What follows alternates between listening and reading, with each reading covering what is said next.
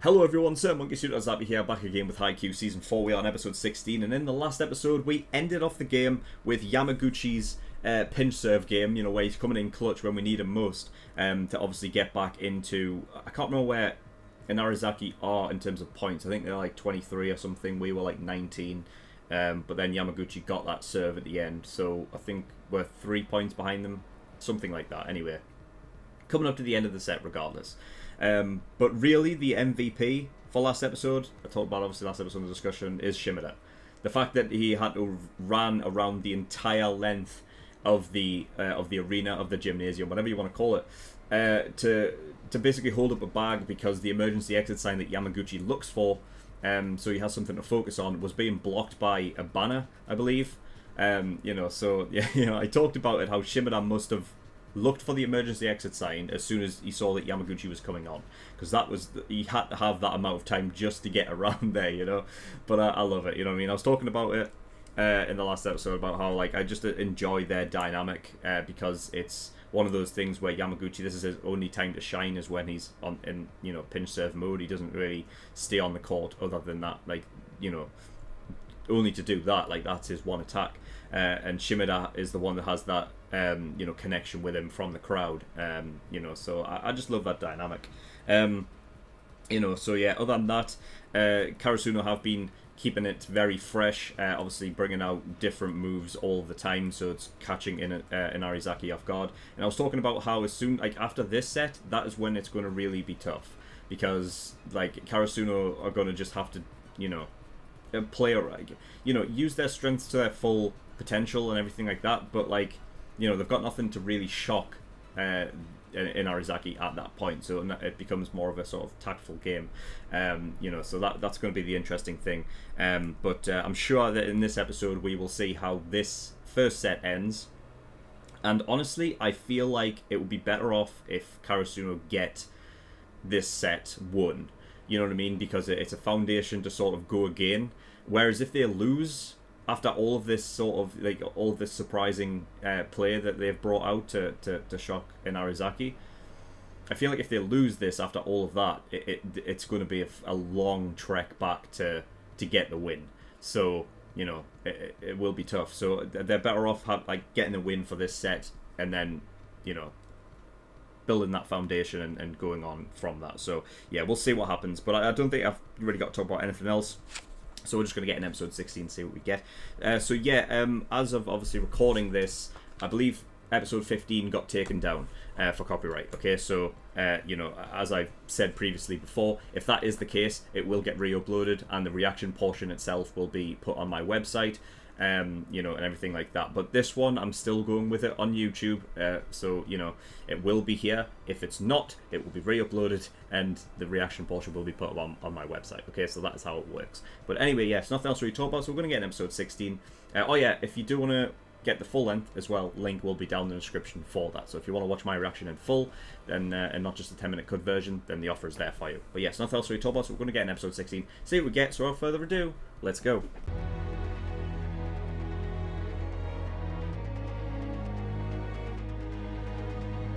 Okay, episode 16, Tanaka's episode, pretty much.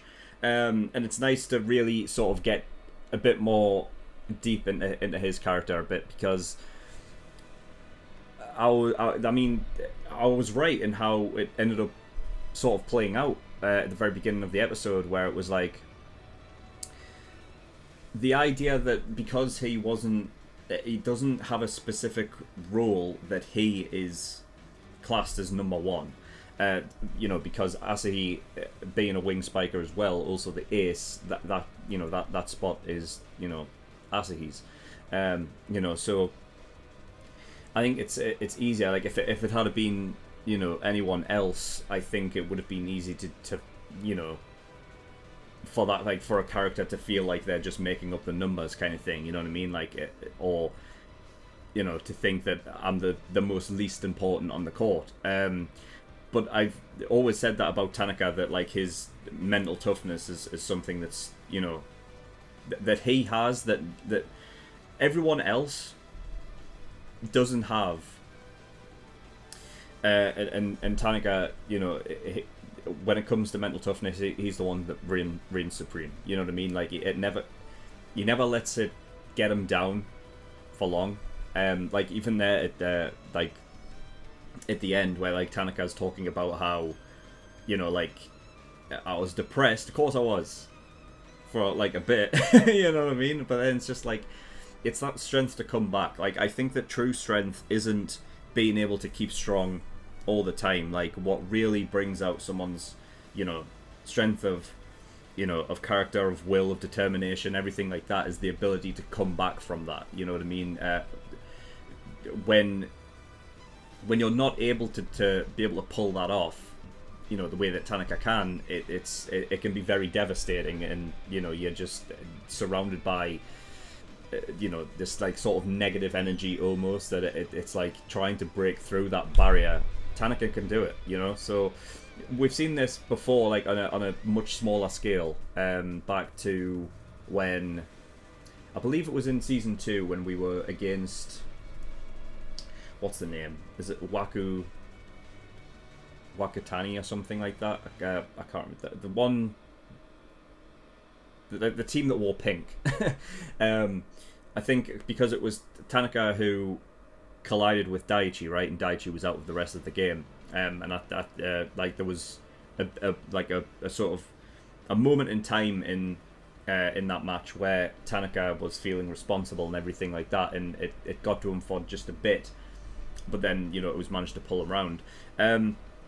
You know, and you know, I want to focus on the fact that Tanaka himself brings himself back through. You know what I mean? But you know, I will obviously shout out to the, you know, to the people around him as well, that give him what he needs to hear, just to get back to that, like just to get back as quick as possible. Because even if Tanaka was like, you know, for example, Hinata coming out with that positive reinforcement, just to give him some, you know, thinking that it was cool to basically, you know, come in late as a blocker, just to shore that sort of that block up. Something as easy as that isn't really all that amazing on the surface, is something that just that small little detail of giving him that positive reinforcement to bring him back. Because you know, at that moment in time, Tanaka was like the lowest that he had been at that point in the match, because Suki hadn't given the ball and gave it back to Asahi instead. So at that point, it was perfect for Hinata to actually come in and give him that little positive boost for something that ended up being important in forcing Osamu to do the line shot, right? Instead of being able to put it across. You know, so it ended up being very important. But like, you know, what Hinata was talking about before when he went and joined the block with Kageyama, I believe. Just that little bit there was enough to sort of spur him into it, give him a bit of positivity to sort of latch onto, you know what I mean? Which in turn got him back much quicker.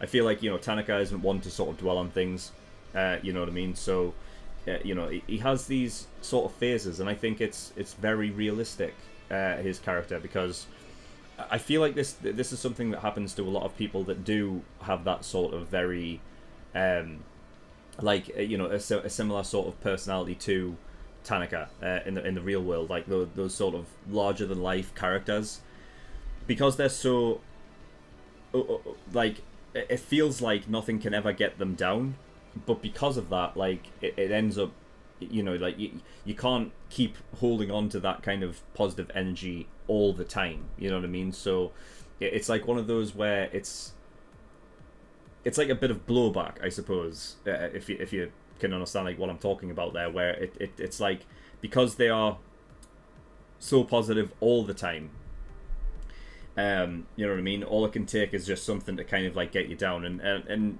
I love the little, it wasn't sort of in your face, but there was a moment where I can't remember if it was a Daichi that like slapped him across the back, and he was like, and whatever, and there was a moment in this sort of animation where Tanaka sort of like lightened up, and what that is like Tanaka doesn't want to seem down to the other, like to others either, you know what I mean? Like he had that face that he put on to sort of, you know, like it's like he doesn't want to be seen as that guy, you know, he doesn't want to be seen as that guy who's down on his luck. You know, so I thought it was a really just an interesting thing, as something that they didn't particularly focus on, but the fact that they threw it in there, I felt was just very real. You know, so that was just, yeah, really, really cool. By having him have this moment, you know what I mean? Everyone gets given their moment. You know, and I'm glad that Tanaka's finally gotten his, because I feel like he hasn't really throughout the entire show had like a spotlight on him, and I think that's the you know the one thing that he has to fight internally with himself for, you know what I mean? But he's able to just bring himself back, you know, and nothing can crush his mental toughness at all. You know, I love the fact that Psycho is like, you know, so sure of exactly what, you know, this isn't going to get Tanaka down. And just seeing her at the end there, like, you know, looking on from the crowd, just, you know, like it was animated in a way where she could easily have teared up, but she didn't, because I think that's something that carries across from her. I mean, if we were talking about last episode about how Shimada and Yamaguchi, how there's that connection there, that in this episode, this is the first time we've really seen that connection there. I mean, we obviously known that they were obviously siblings. I think the only other time you could really say that between the two was when, again, I think it was in season 2 when she came to watch for the first time. She's always like, you know, shouting out, like, I think at one point she was like, Ryu, love you. Like, you know what I mean? Like, shouting it out, like, to the heavens. You know what I mean? So she has that, like, supportive sister energy. But I feel like this was the episode where it's like, right, that connection there is more so, because obviously they have that sibling relationship where it's like, you know, it's like you love your siblings, but you also just like love to like get one over on them, kind of, in a way, you know what I mean? It's like, it's one of those things where it's like a rivalry between siblings, but like, you know, the love is still there. And I think the rivalry was more so prominent up until this point, you know, but this point here, like, it really sort of simmered it down to, like, you know, like the rawness, I guess, of the that connection of the sibling bond that they have between each other. And I think the fact that, like, she didn't tear up but looked like she could have, also sort of, I guess, that connection that they are both mentally tough, you know what I mean? So yeah, it's just yeah, really, really nice, very subtle ways of doing things. I like subtlety in storytelling, because it's something that anything that like a show could easily get away with not putting in there, they put in there, you know. And Haikyuu's always been good for that. So, you know, there's a reason why it's so popular, I think, because all of those things that can easily go unnoticed are done so well, you know. So very, very nice. I mean, what else? I love the fact that he brought up Bokuto's attack. Like, again, if we're talking about, like, sort of subtlety, or like something hinting towards something, back to season 2, this season so far, like these past 3 episodes coming back into the second half, has really gone back to, like, you know, to those earlier seasons, where it's picking up things that were hinted at back then, and, you know, and trying to surpass them or using them in ways. And obviously back in that sort of practice, like 10 episodes of practice in season 2, when we first saw Bokuto use that attack, there was a moment where, again, it was very subtle back then, but it was just, Tanaka didn't say anything. You just saw him, like, in the background or something, where he did that, and it's like, and to see him like pull that out of the bag, like at a moment in time that was like so important to get the win, to get the winning point. I mean, what can I say? Great, love it, love that shit. It's just a really good show, isn't it? It's just really good.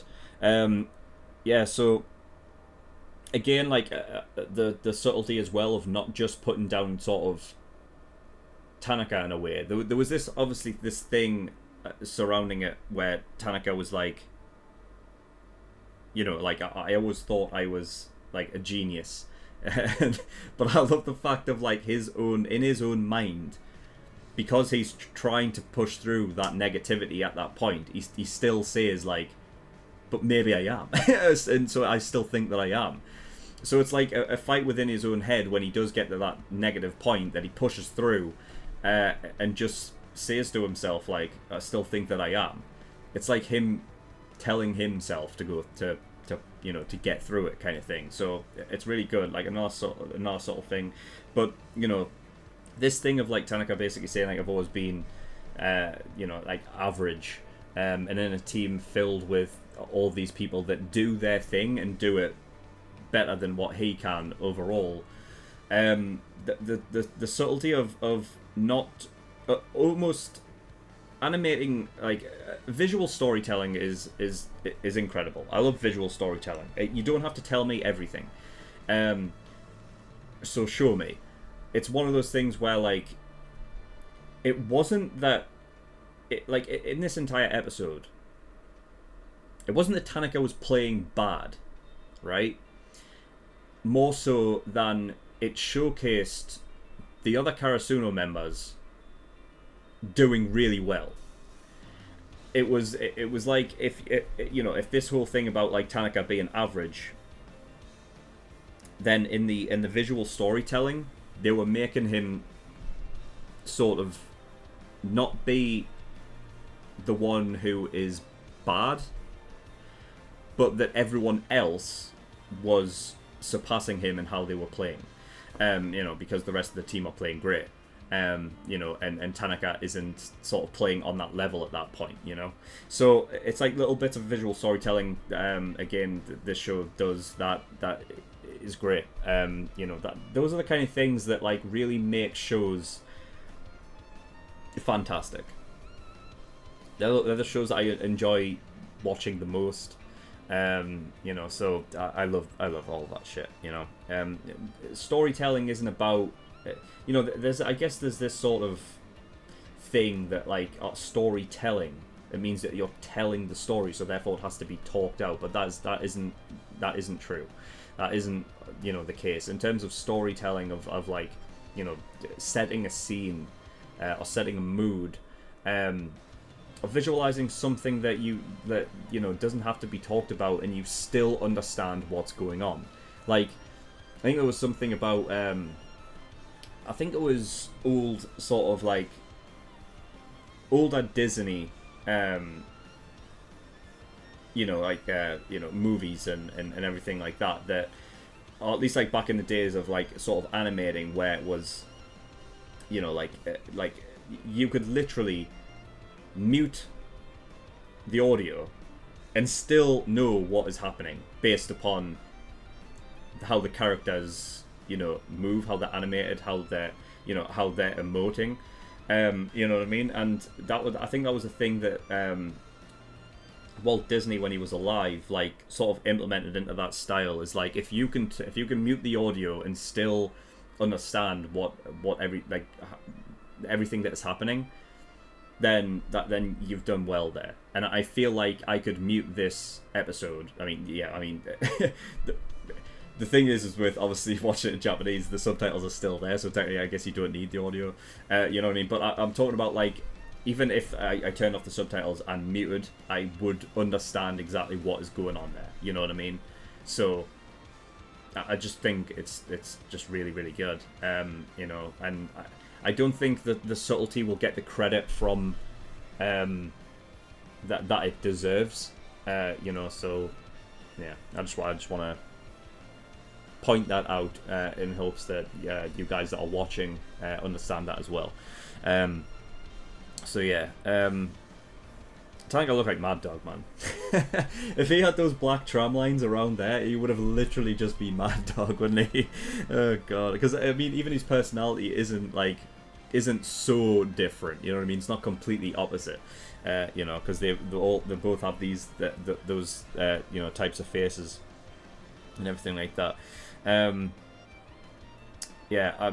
What else? Kageyama going to the other side of the court, dude. Again, like. Haikyuu does this thing where it's not like, for example, like they don't use exposition to overly analyze something that is happening in real time. If it does exposition, it talks about it after the fact. But the thing that's good with the exposition in Haikyuu is that it's also setting the sort of rules in place for people that don't understand volleyball all that much, you know, or haven't actually watched it, don't understand a lot of the rules. So it all works in tandem with each other to where it's not interfering with anything. The fact that Kageyama literally just went, okay, I'm going under the net and onto that side of the court after watching all of the previous, like, you know, episodes, and this has never happened before. And I guarantee everyone that has watched, obviously, all of Haikyuu up until this point, as soon as Kageyama went under the net, they went, what? What?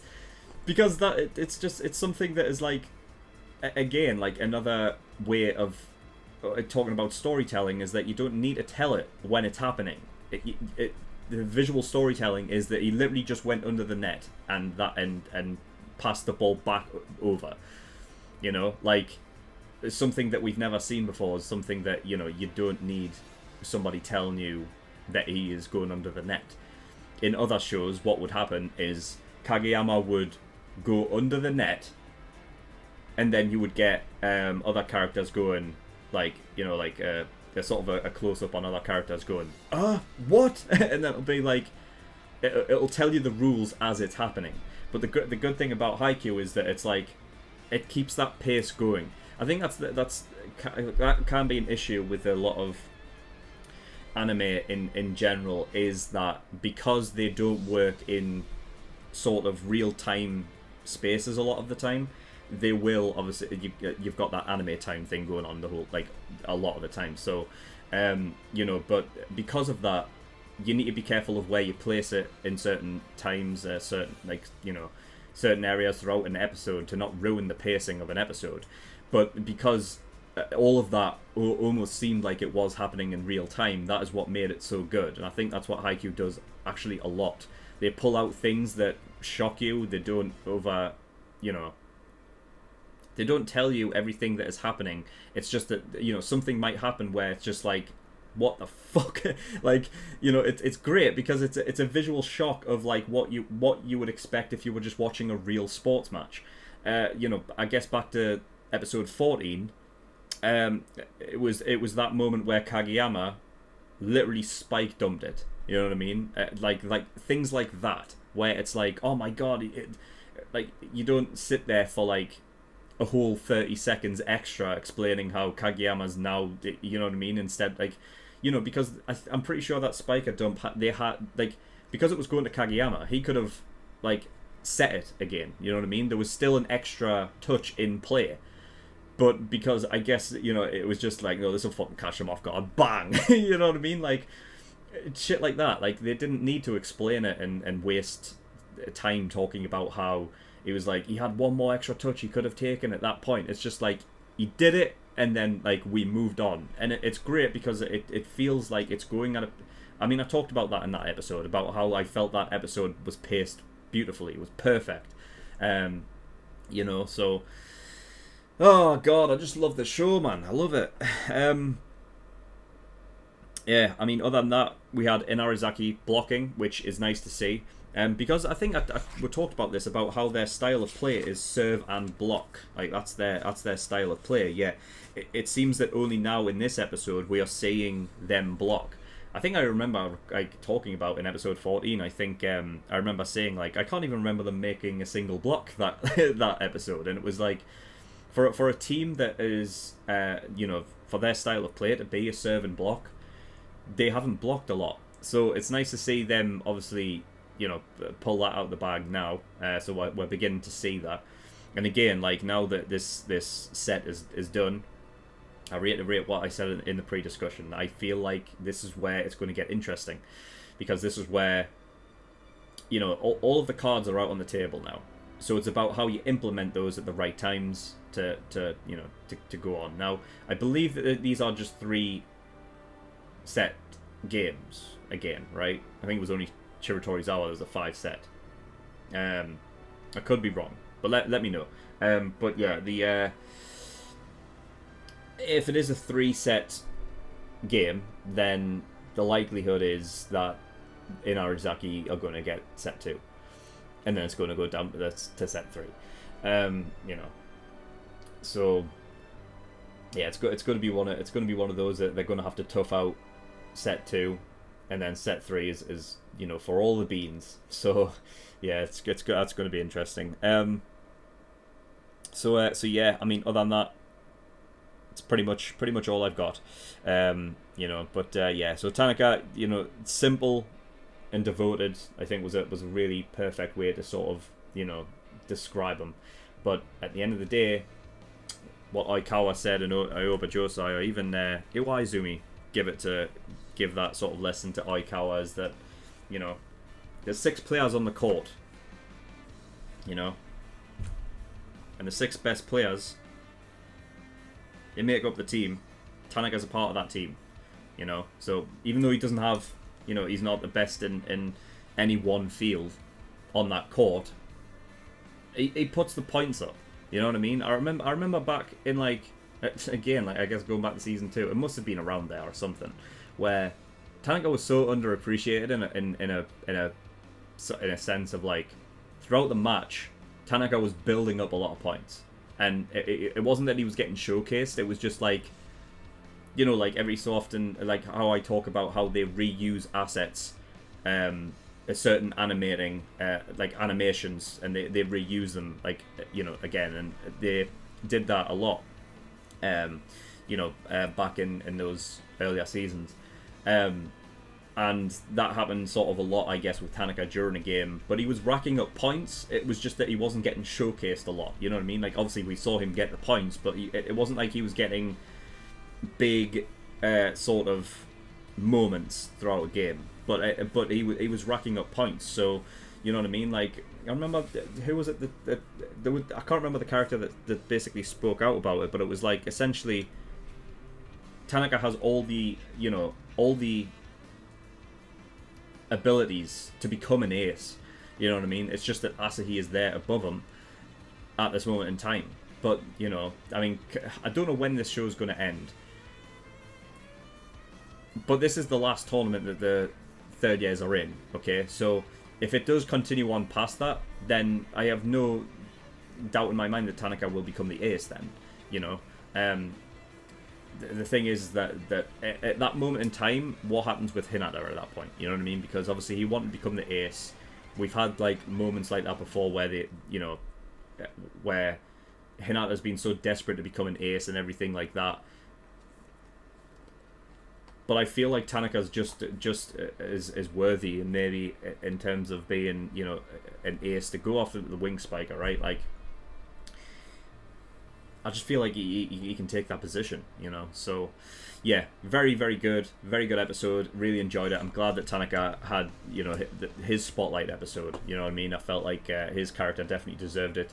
And yeah, I mean, I back him all the way for the rest of this match. I don't think he's going to really do anything that he's not going to make any big mistakes, put it that way. You know what I mean? I think he's going to rack up the points like he usually does, yeah, be mental tough as always. So yeah, that's all I've got. So thank you everyone for watching. If you do want to join me on Patreon and support me on Patreon, that'd be very much appreciated. There is a bunch of different tiers and rewards there, like early access, $5 a month. That gives you access to shows a week early. There's also the link to the Discord as well if you want to get over there. But yeah, continuing on with Patreon, there's also obviously the full-length tier. If you want to watch obviously this reaction in full, I mean, I'm pretty sure you already have done. I wouldn't know why you would watch the discussion if before watching the reaction to it. But yeah, the full-length $10 a month gives you access to shows, in full, and not just the 10-minute cut versions. And then there's the exclusive tier, if you want to watch my reactions to movies and things like that, when I start reacting to movies, which is coming up very, very soon.